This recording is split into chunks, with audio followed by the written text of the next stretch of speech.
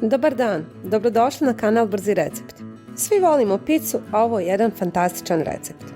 U 350 g brašna dodajemo jednu kaškicu praška za pecivo i jednu kaškicu soli. Pomiješamo sastojke te dodamo 80 g topljenog maslaca i 200 ml jogurta. Sve zajedno umijesimo.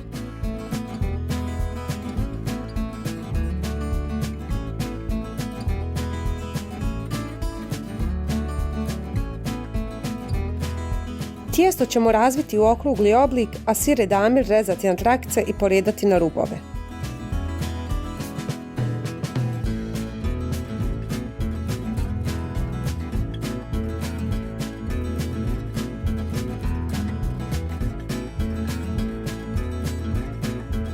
Tijestom preklopiti sir tako da imamo savršeni krug, a i rubovi će biti super sočni. Krećemo sa punjenjem.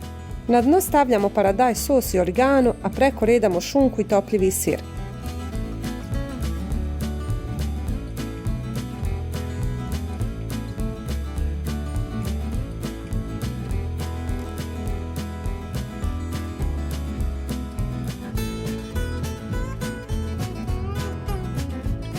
Dalje dodajemo šampinjone, mozzarelu i kukuruz iz konzerve.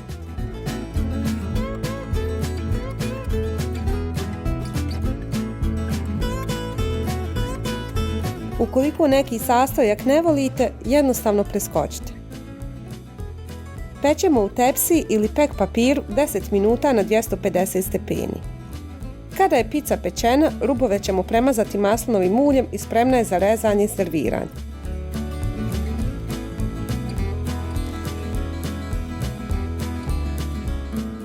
Zaista prelijepo izgleda, a kombinacija mozzarele i edamira je našoj pici dala izuzetnu sočnost.